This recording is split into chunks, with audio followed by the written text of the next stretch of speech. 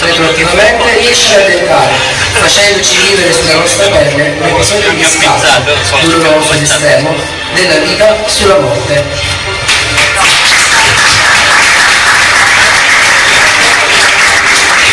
Io vi mando i saluti del dottor Cavaliero Sorce, perché lui a Venaria Reale, a Torino, ha avuto un piccolo incidente alla gamba e non può essere presente qui stasera.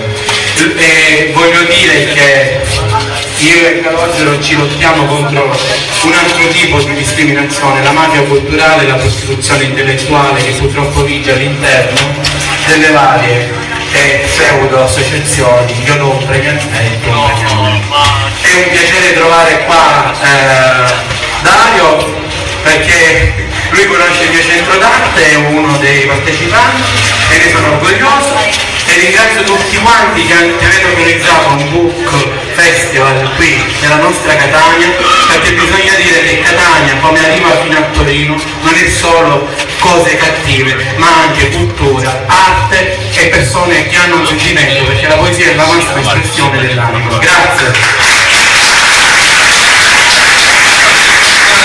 Grazie alla giuria, grazie ai giurati, il lavoro